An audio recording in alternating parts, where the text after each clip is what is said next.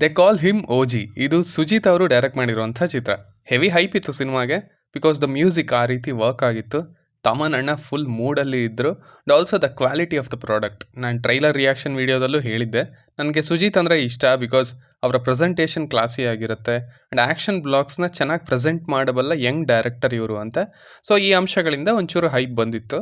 So ಇನ್ನು ಇದರ plot ವಿಚಾರಕ್ಕೆ ಬರೋದಾದರೆ, ಇಲ್ಲಿ ಮುಂಬೈ ಸಿಟಿಯನ್ನು ಬಿಟ್ಟು ದೂರ ಹೋಗಿರ್ತಾನೆ ನಮ್ಮ ಮೇನ್ ಕ್ಯಾರೆಕ್ಟರ್ ಗಂಭೀರ.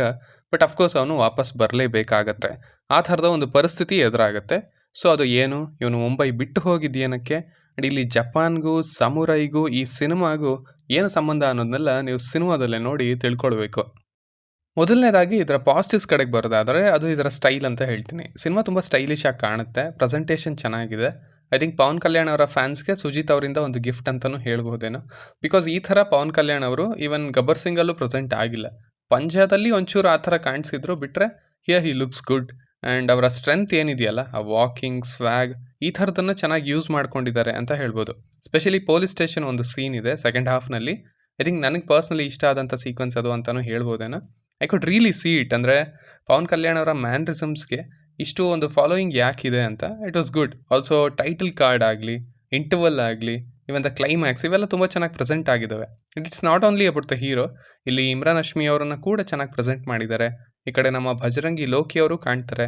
ಸೊ ಸೆಟ್ಸ್ ಅಂತ ತಗೊಂಡ್ರು ಕೂಡ, ಅವುಗಳ ಇಂಟೀರಿಯರ್ಸ್ ಅಂತ ತಗೊಂಡ್ರು ಕೂಡ, ಪ್ರೊಡಕ್ಷನ್ ಡಿಸೈನಲ್ಲೂ ಕೂಡ ಇವೆಲ್ಲ ಚೆನ್ನಾಗಿದ್ವು. ಟಿಪಿಕಲ್ ತೆಲುಗು ಮೂವಿಗಳ ಫೀಲ್ ಇಲ್ಲಿ ಇರೋದಿಲ್ಲ, ಸ್ಪೆಷಲಿ ಪ್ರೆಸೆಂಟೇಷನಲ್ಲಿ ಅಂತ ಹೇಳ್ತೀನಿ. ಆ್ಯಂಡ್ ಅದೇ ಪಾಯಿಂಟ್ಗೆ ಹೊಂದೋ ರೀತಿ ಇಲ್ಲಿ ತೆಲುಗು ಸಿನಿಮಾಗಳ ಕಾಮಿಡಿ ಏನಿರುತ್ತೆ ಅದು ಇಲ್ಲ. ಹಾಗೆ ಸೆಟ್ಗಳಲ್ಲಿ ಡ್ಯಾನ್ಸ್ ನಂಬರ್ಸ್ ಅಂತ ಇಲ್ಲ, ಸ್ಪೆಷಲ್ ಸಾಂಗ್ ಇಲ್ಲ. ಇತ್ತಂತೆ, ಬಟ್ ಅದನ್ನು ಇನ್ಕ್ಲೂಡ್ ಮಾಡಿಲ್ಲ. ಸೊ ಈ ಭಾಗಗಳಲ್ಲಿ ಸಿನಿಮಾನ ರಿಫೈನ್ ಮಾಡಿದ್ದಾರೆ ಅಂತ ಹೇಳ್ಬೋದು. ಕಥೆ ವಿಚಾರದಲ್ಲಿ, ಅದರ ಟೆಂಪ್ಲೇಟ್ ವಿಚಾರದಲ್ಲಿ ಅಲ್ಲ, ರಿಫೈನ್ ಆಗಿಲ್ಲ ಅದು. ಬಟ್ ಈ ಒಂದು ಫಾರ್ಮುಲಾ ಏನಿತ್ತು ಅದರಲ್ಲಿ ಸಿನಿಮಾನ ರಿಫೈನ್ ಮಾಡಿದ್ದಾರೆ ಅಂತ ಹೇಳ್ತೀನಿ. ಅಂದರೆ ಸಾಂಗ್ಗಳೇ ಇಲ್ಲ ಸಿನಿಮಾದಲ್ಲಿ. ಸುವಿ ಸುವಿ ಅಂತ ಒಂದಿದೆ, ಇನ್ನು ಬರೋ ಸಾಂಗ್ಗಳು ಕೂಡ ಥೀಮ್ ಮ್ಯೂಸಿಕ್ ರೀತಿಯೇ ವರ್ಕ್ ಆಗೋದು ಹಿಂದುಗಡೆ. ಸೊ ಈ ಅಪ್ರೋಚ್ ಹೆಚ್ಚು ಬರಬೇಕು. ರಿಕ್ವೈರ್ಮೆಂಟ್ ಇದ್ದಾಗ ಡೆಫಿನೆಟ್ಲಿ ಬರಲಿ ಹಾಡುಗಳು, ಅವು ಪ್ರಮೋಷನ್ಸ್ಗೂ ಹೆಲ್ಪ್ ಮಾಡ್ತವೆ, ಸಿನಿಮಾಗೂ ಒಂದು ಎನರ್ಜಿಯನ್ನು ಕೊಡ್ತವೆ. ಬಟ್ ಇಲ್ಲ ಅಂದಾಗ ಈ ಥರ ಕೈ ಬಿಡೋದೇ ಒಳ್ಳೆಯದು, ಅಥವಾ ಪ್ಲ್ಯಾನ್ ಮಾಡದೇ ಇರೋದೇ ಒಳ್ಳೆಯದು. ಸೊ ಇಲ್ಲಿ ಅದಾಗಿದೆ ಅಂತ ಹೇಳ್ತೀನಿ, ಆ್ಯಂಡ್ ಅದು ಕೂಡ ಪಾಸಿಟಿವ್ ಅಂತ ಹೇಳ್ತೀನಿ. ಇನ್ನು ಸಿನಿಮಾದಲ್ಲಿ ಅಲ್ಲಲ್ಲಿ ಒಂದಷ್ಟು ಐಡಿಯಾಸ್ ಇದ್ದಾವೆ, ಅವು ಫುಲ್ಲಿ ಎಕ್ಸ್ಪ್ಲೋರ್ ಆಗಿಲ್ಲ. ಬಟ್ ಆ ಪಾಯಿಂಟ್ಗಳು ಇಷ್ಟ ಆದವು ನನಗೆ.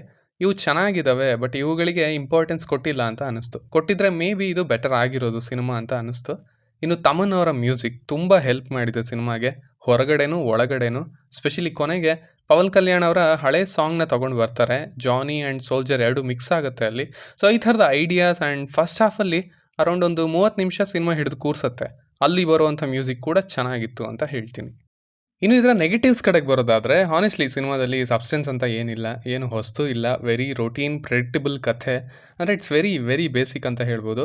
ಒಂದೇ ಲೈನ್, ಅದು ಗೊತ್ತಿರೋದೆ. ಸ್ಪೆಷಲಿ ಅಲ್ಲಿ ಹೀರೋಗೆ ಚಾಲೆಂಜಸ್ ಅನ್ನೋದೇ ಇಲ್ಲ.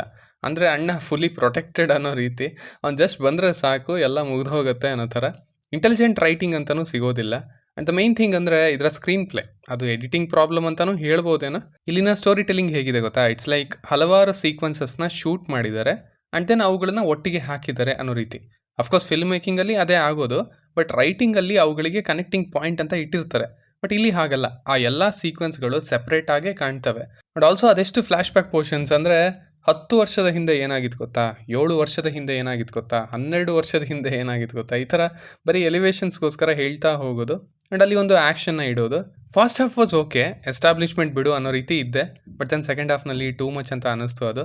ಅದೇ ಈಗಿನ ಸ್ಟೋರಿ ಹೇಳಿ, ಓಕೆ ಬಾಂಬೆಗೆ ಬಂದಾಯಿತು, ವಾಟ್ಸ್ ದ ಚಾಲೆಂಜ್ ಅದನ್ನು ಹೇಳಿ, ಅವ್ರು ಅಟ್ಲೀಸ್ಟ್ ಒಂದು ಹೊಸ ಎಲಿಮೆಂಟ್ನ ತನ್ನಿ ಅಂತ ಅಂದ್ಕೊಳ್ತಾ ಇದ್ದೆ. ಬಟ್ ಅದೇನೂ ಆಗಲಿಲ್ಲ ಇಲ್ಲಿ. ಅಲ್ಲಿ ಬೋರ್ ಹೊಡಿತು ಸಿನಿಮಾ ಅಂತಲೂ ಹೇಳ್ಬೋದು, ಸ್ಪೆಷಲಿ ಈ ಟೈಪ್ ಆಫ್ ಸ್ಟೋರಿ ಟೆಲ್ಲಿಂಗಿಂದ. ಆಲ್ಸೋ ಆಗಲೇ ಹೇಳಿದ ಹಾಗೆ ಅದನ್ನು ಅಟ್ಲೀಸ್ಟ್ ಸಪೋರ್ಟ್ ಮಾಡೋದಕ್ಕೆ ಒಳ್ಳೆ ರೈಟಿಂಗ್ ಇರಬೇಕಿತ್ತು, ಅದು ಕೂಡ ಇರಲಿಲ್ಲ. ಎಡಿಟಿಂಗ್ ಕೂಡ ಚಾಪಿ ಆಗಿತ್ತು. ಸೊ ಏನೋ ಸಿನಿಮಾ ವೆರಿ ಅನ್ಕನ್ವಿನ್ಸಿಂಗ್ ಅಥವಾ ಅನ್ಫಿನಿಶ್ ಪ್ರಾಡಕ್ಟ್ ಥರ ಕಾಣ್ತಾ ಇತ್ತು, ಸ್ಪೆಷಲಿ ಸೆಕೆಂಡ್ ಹಾಫ್ನಲ್ಲಿ ಅಂತ ಹೇಳ್ತೀನಿ. ಈ ಕಡೆ ಜಪಾನ್ ಅಂತಾರೆ, ಯೂನಿವರ್ಸ್ ಅಂತಾರೆ, ಪಾರ್ಟ್ 2 ಅಂತಾರೆ. ಅದೇ ಐಡಿಯಾಸ್ ಇದ್ದಾವೆ, ಬಟ್ ಅವು ಎಲ್ಲೂ ಫ್ರಂಟ್ ಸೀಟ್ನ ತಗೊಳ್ಳಿಲ್ಲ. ಅವೆಲ್ಲ ಇದ್ದೂ ಕೂಡ ಕಥೆ ಮಾತ್ರ ಮತ್ತದೇ ಹಳೆ ರೀತಿಯಲ್ಲೇ ಹೋಗಿದೆ ಅಂತ ಹೇಳ್ತೀನಿ. ಸೊ ಸಿಂಪಲ್ ಆಗಿ ಹೇಳೋದಾದರೆ ಇದೊಂದು ಎಬವ್ ಅವರೇಜ್ ಸಿನಿಮಾ ಅಂತ ಹೇಳ್ತೀನಿ, because of the presentation and also ಒಂಚೂರು ಬೇಡದೇ ಇರೋ ಎಲಿಮೆಂಟ್ಸ್ ಎಲ್ಲವನ್ನ ಬಿಟ್ಟು ರಿಫೈನ್ ಮಾಡಿರೋದಕ್ಕೆ.